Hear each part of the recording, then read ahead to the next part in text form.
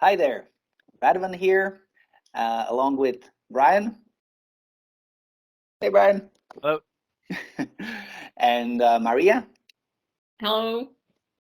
And we would like to talk about Dawn Meets and some fun stuff that we did to support transition from QlikView to Sense. So, Brian, thanks to you, it all really happened. So, could you give us a short intro and outline the whole situation? Yeah, sure, Radovan. So my name is Brian Dunphy. I'm a senior project manager in Dawn Meets Group. We're based in Ireland.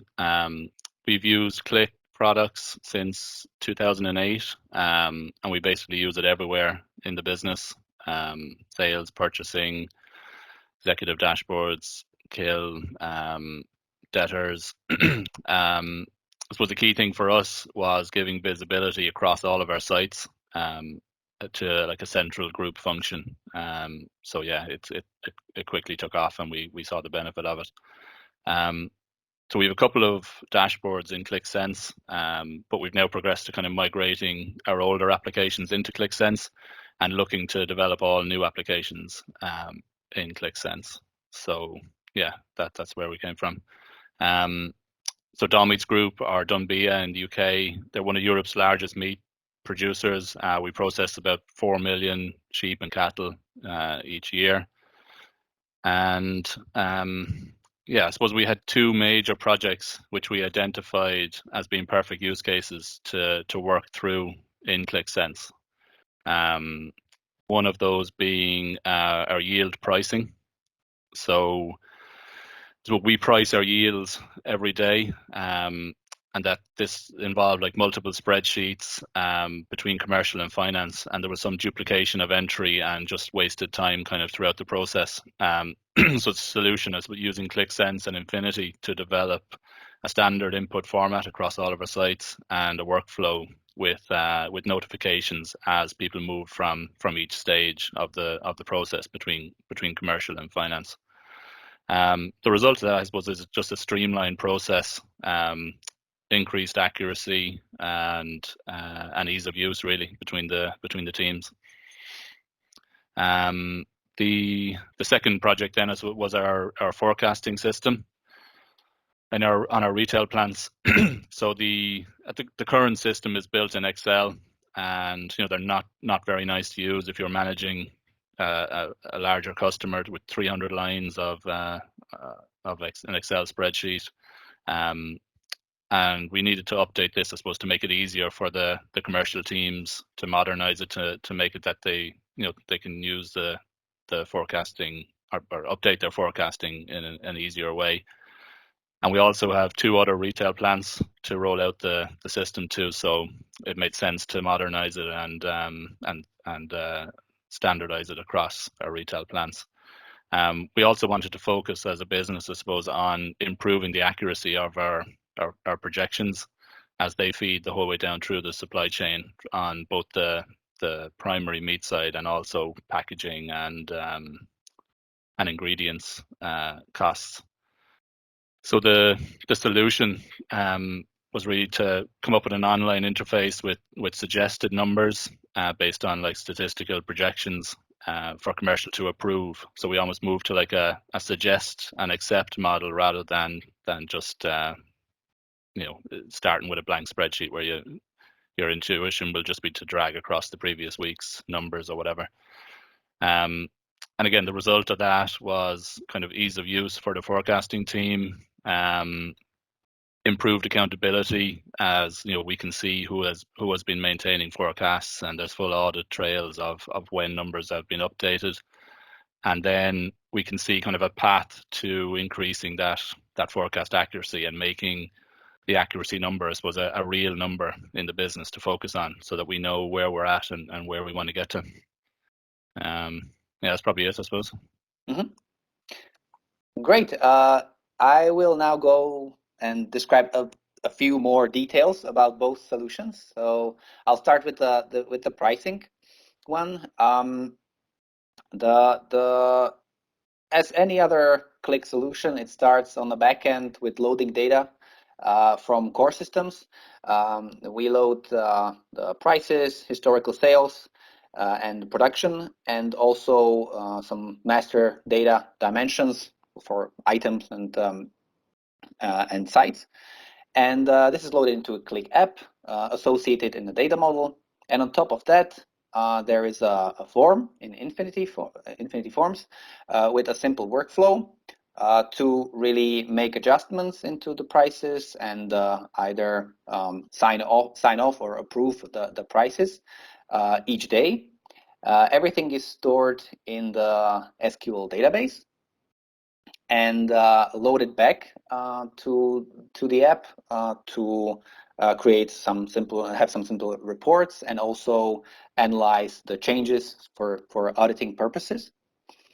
And of course, the user attributes from Qlik or Active Directory are used to minimize the scope for each person who enters the application, so that we don't have any misunderstanding or unneeded overwrites of the data. And there is also a task reload chain associated with this application that with when evaluating some conditions, it sends email notifications via Qlik web connectors, and also creates upload for adjusted prices back to the core system so that it's synchronized, and also does a daily sort of workflow cleanup. So tomorrow it can all happen again. The adjustments and sign off and the whole workflow can works as needed. So this is just general high level concept of the application. Now we created also a simple like a demo out of it to scrambling the data, and just to show basically the core sheet of the application where users can come filter their products and make adjustments. So I can type the adjusted values for the prices, whatever is needed, and also do like a approval checkbox that I'm okay with these changes. Once I confirm the changes, it will all visually show me that these are confirmed also for other people who are entering the application. Or I can just really like approve everything, so not only the adjustments but also the current prices that are in the system, and as owner of the items. And then a person from commercial team and consequently from finance can come here to the same application and do a final sign off where the adjustments are locked and the upload for the core system is created, so the prices are synchronized in the core system and everybody is notified via email. Of course, in the application, there are some reports and also changelog information, but this is really the core of the app, and it nicely shows that such very simple visuals with a simple workflow and robust backend can really help to improve core business processes in the company, and create like efficiency and transparency in those processes. Because this application is used like tens, maybe even like really daily by many people. So it's really nice that a simple app can have a big impact. The second application or second solution that Brian talked about was the retail forecasting. And this one is, of course, a bit more complex, but start the same, really. On the back end to loading data from core system. This is again about master data of items, customers, and historical sales. The second step of the whole process is really one of the key changes from the previous Excel-based solution, and this one is about calculating the forecast projection. So there is a algorithm in the back end that uses some statistical methods to calculate we call it projection of the forecast till the end of the year, and also for next year for budgeting purposes. And this projection is stored into, again, SQL database. And not only that, but also every day a snapshot is created of that projection and also of the adjustments of forecast in order to be able to have comparison of how are we progressing with the how are we doing with the forecast, and what more specifically what's the accuracy, how well we are able to forecast the upcoming weeks. All this data from QVD layer is loaded into Qlik app, along with again section access to limit views for people so they can focus on really what's important for them.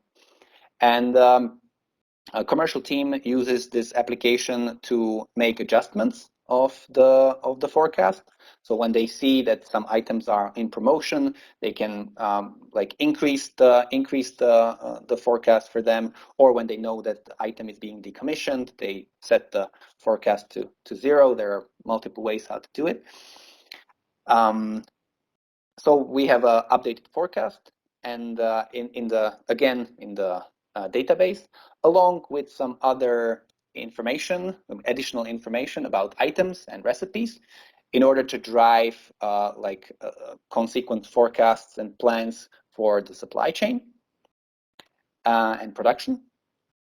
And all of that is combined in the Outlook application, where we can see some summary reports and do the standard analysis of data, and also evaluate accuracy. Use some statistical methods to check if the forecast is solid and models the actual data well, or if we're off, and what to do with that so we can evaluate.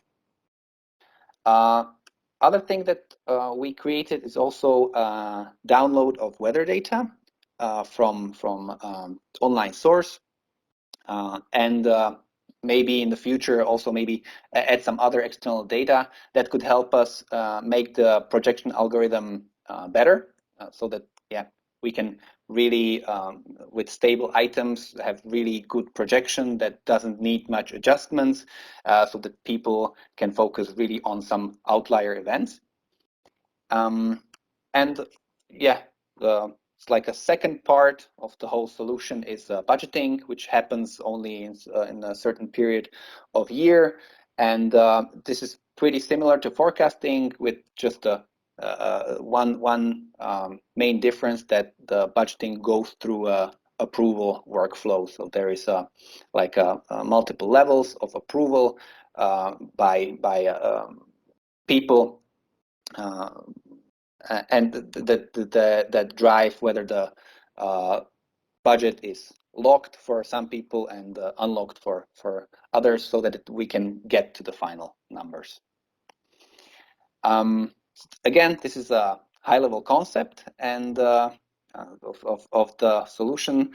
There is a lot of scripts, a lot of applications involved, but just to give you an idea of the main application that people use.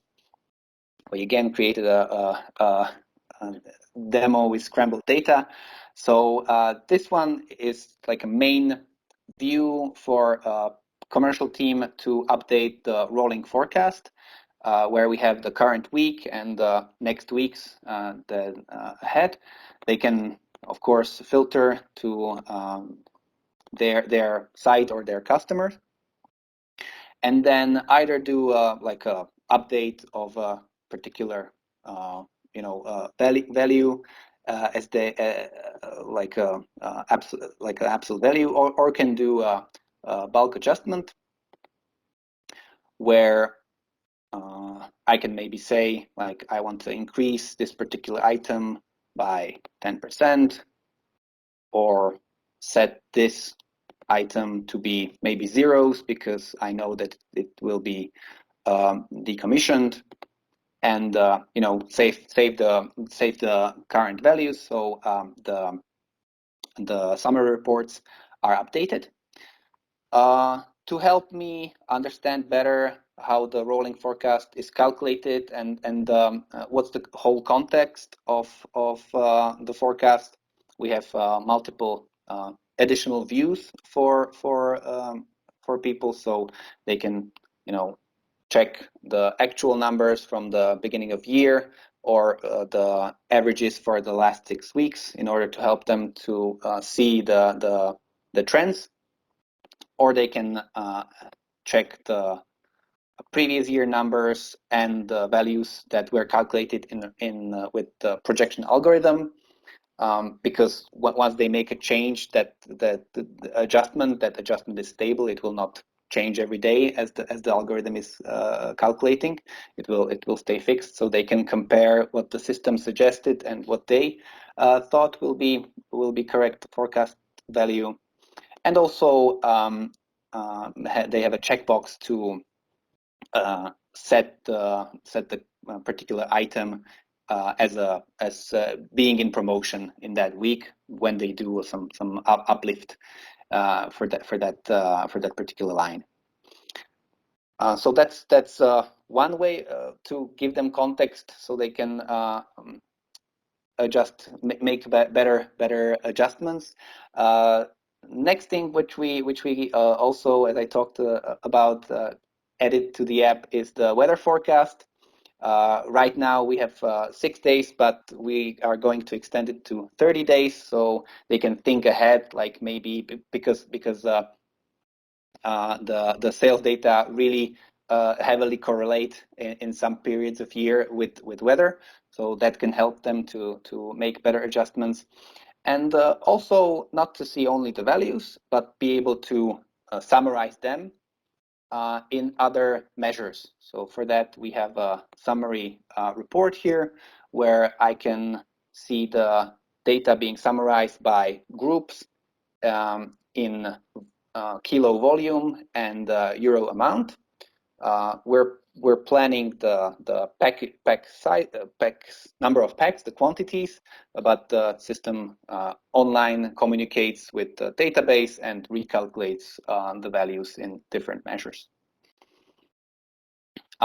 If I would like to, check it by a customer, or see it till the end of the quarter, it's very easy to, because it's Qlik, so it's very easy to just switch the type of report and have that summary, and then definitely make selections in order to analyze data in more in depth. So this is again like the key part of the solution. Of course, there are many other reports and analysis on top of that, but this is the part which is the key to have the correct forecast values that are essential to have in order to have a proper supply chain planning, other investments into Agile or CapEx and other things. So it really trickles down through the whole company. Now, it all looks good and works well, but it definitely wasn't easy to build, and we learned a lot during the process. So just a few key takeaways that as lessons from both projects. It's really good to monitor usage, not only after the project but also during, to see whether the people are picking up and trying the solution, and if we see the patterns that we would like to see in the usage. So for that, for example, we use a simple usage matrix where we compare the count of sessions for a user and the duration, and also we can track the selections. This is really to see whether especially key people which are expected to be using the solution are starting to use it, and the usage in general drives really the success of the project. More specifically with planning, it's important also to track the changes, not only for audit purposes, but also to see how people are interacting with the solution. So have the change log and see really the number of interactions that people have with the solution. And the second part is as we mentioned already multiple times, the evaluation of accuracy. So there are multiple statistical measures like MAPE or correlation or RMSE. These are statistical measures that can tell us whether the forecast or budget is close or completely off the actual values, and really can help us to not only analyze the whole situation in general, but also pinpoint really where the main discrepancies are, and what can we lead us to what can we do about them.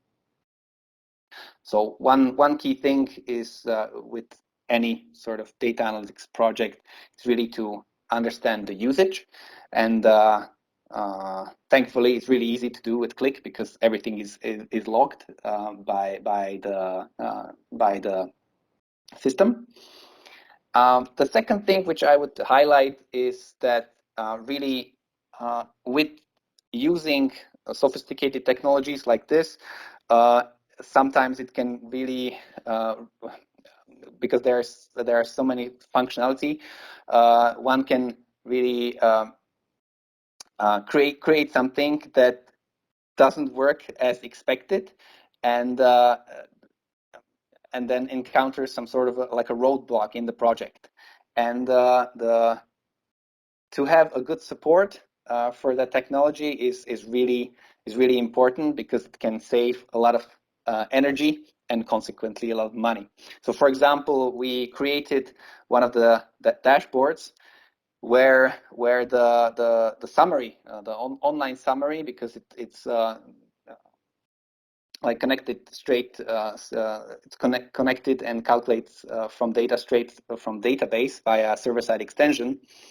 And to generate that report, we created it some way, and it was calculating